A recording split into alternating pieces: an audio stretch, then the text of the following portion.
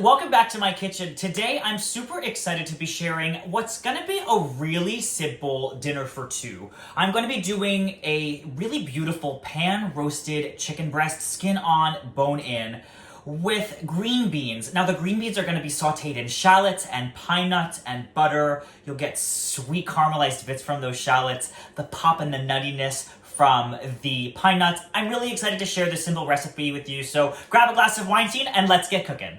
Let's start by talking about our protein. These are 2 chicken breasts, bone in, skin on. That's on purpose. The bones are gonna add a little bit more succulence to it as they roast, and the skin is going to get really beautifully crispy. Now what I've done is I've put them on a bed of paper towel to pat them dry, get all the moisture out, and once I've patted the top dry, I put on a layer of kosher salt, and then put it in my fridge for about an hour. The salt helps to extract any extra moisture and also seasons the meat as it goes and rests. And then keeping it uncovered allows everything to dry out just a bit. Again, getting rid of any excess moisture. We really want to get this skin as crispy as possible. So I can see there's little dribbles of moisture. So I've got some paper towel here now that I've already salted it.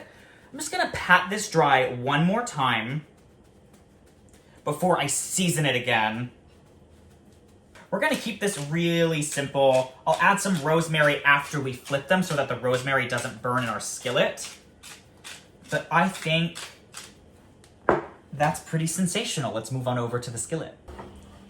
All right, we've got our cast iron smoking hot. Make sure you are using an oven mitt. The last thing we wanna do with this is hurt ourselves or get burnt. I'm gonna be adding about a tablespoon or 2 of avocado oil. That's gonna have a nice high smoke point so that while these sear off and are in the oven, it's not gonna burn too easily. So that's in there. I'm gonna go in with our chicken and we're gonna put these skin side down. And that's the sound you wanna hear, because we wanna render our skins to stay nice and crispy. And just make sure you're putting them in the skillet away from you, that the splatter doesn't come at you. So now that that side is down, let's go ahead and season this side gratuitously with kosher salt and freshly cracked black pepper.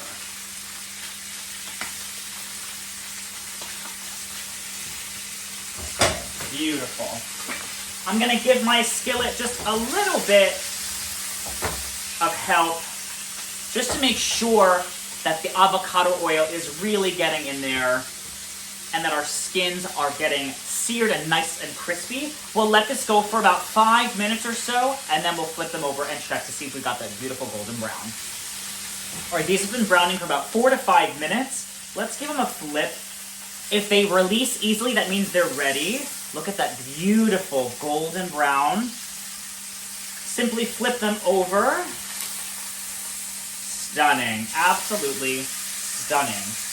From here, now I'm going to add some fresh rosemary that I finely chopped. The reason why I'm adding this now is if I added this onto the skin and then seared it, all of that rosemary would just burn right from the beginning. And we want this to stay nice and aromatic and beautiful and floral. I think that rosemary and chicken are like peanut butter and jelly. They just belong to each other. So I'm going to kill the heat. I've got some homemade chicken stock that I just had warming up over here. I'm just going to add a splash of this to the bottom,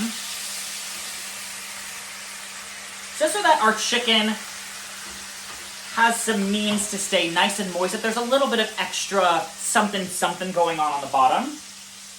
I've got my oven already preheated to 400 degrees. This beauty is going in at 400 for about 20 minutes. And while that goes, we'll get started on our green beans. I'm sure you can tell I've been crying because I was chopping some shallots. I just wanted to show you all of the ingredients going into our green beans. Really simple. Green beans, shallots, pine nuts, butter, kosher salt, and black pepper. We are going to do a little bit of a hack. We are going to steam these in the microwave just for a few minutes to get them kick-started. And while that goes, I'm going to get some butter into my skillet. Into that, I've got 2 shallots minced. Get all of them in there. And I think something that's going to help them to not brown too quickly is kosher salt. That's going to sweat them out. That's going to make sure that they release those essential liquids. Right, we call them sweating. We add salt. They sweat them out. The liquid naturally is extracted. And then hit it with some black pepper. And just let these go for a few minutes. It'll probably be a little less noisy now that the microwave is not running. I'm going to carefully grab these out and just reserve them over here. That's just going to make the cooking process of those even easier. All right, I've got about a 1/4 cup of pine nuts. These are probably one of my favorite things to work with. I don't use them too often because they can be a little pricey. We're going to get those right into that shallot butter. And this green bean recipe is inspired by something that my mom and my aunt would make a lot around the holidays, which was green beans sauteed in butter and sliced almonds. I thought, what would it be like if I used pine nuts instead? Pine nuts have just such a distinct pop in that texture when you get a bite of them. And then the shallots just add another level of flavor, a little bit of sweetness. They're just really delicious. I made this for the first time this past Thanksgiving. And they were a hit. And again, super simple, like not more than 5 or 6 ingredients in it.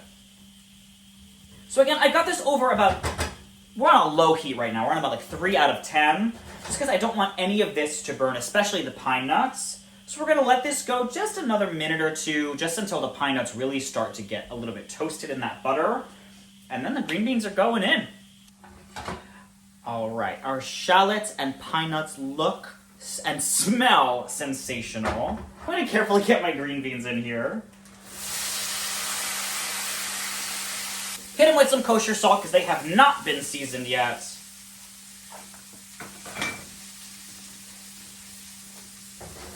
And then let's give everything a toss together. Oh, yeah. Try and get the green beans as coated as you can. And try and get some of those bits onto the top of them so they don't get any more brown than we need them to be. Hit it with a little more black pepper just for a little bit of a back note of heat.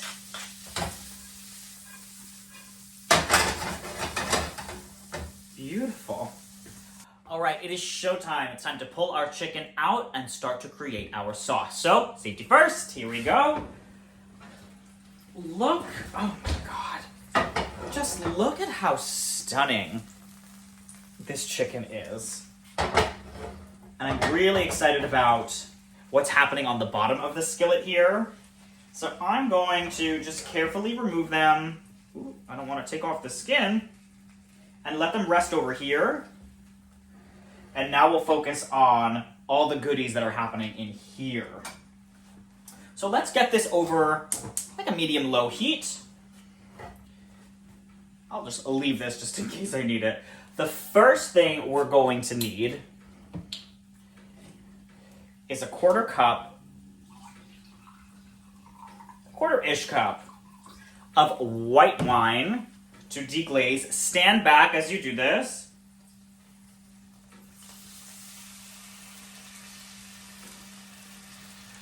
Wasn't as noisy as I thought it would be.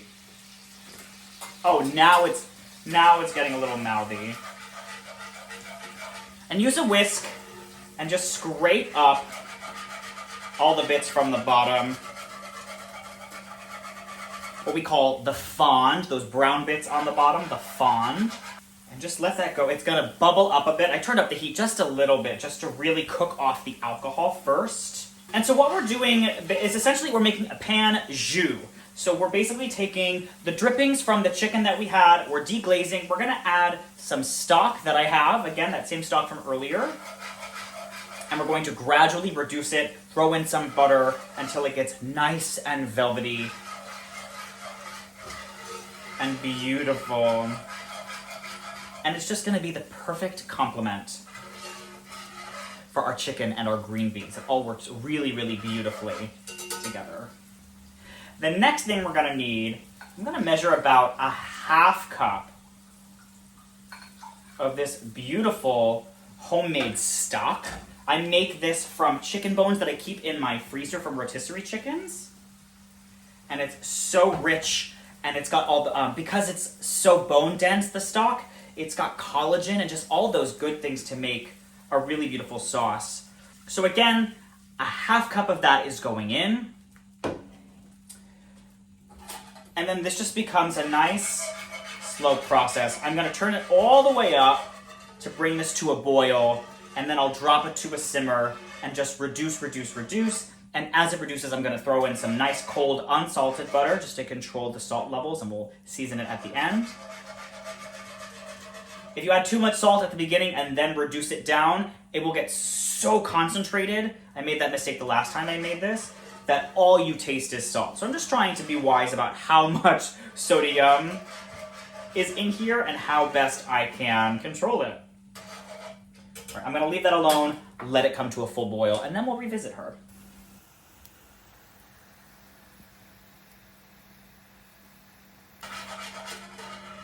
Okay, we've got a beautiful boil happening here.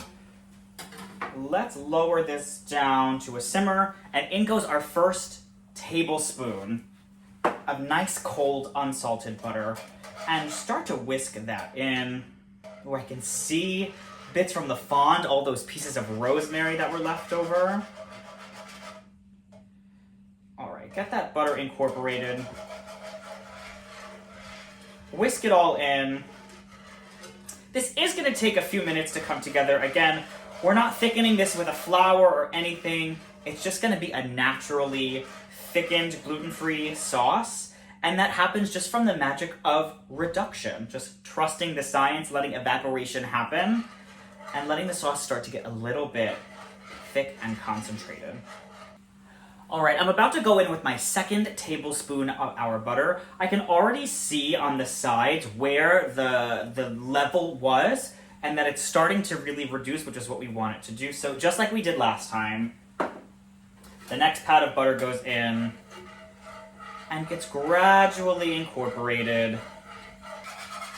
And it's time to go in with our last pat of butter, which means our sauce is almost done, which means we are almost ready to plate and eat. And this final tab of butter will add a final layer of velvety, here it comes, unctuousness. It's my favorite word lately.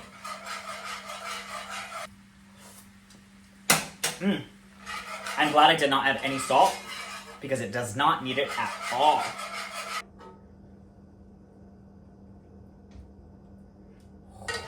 Wowee. And there you have it, my friends, a beautiful and simple dinner for two, a pan-roasted chicken breast with beautiful green beans cooked in shallots and pine nuts. If you like this recipe, be sure to check out my website, glassofweinstein.com, for recipes like this and more, all 100% gluten-free, cooked by a gluten-free cook himself. And remember, my friends, there is always time for a glass of Weinstein.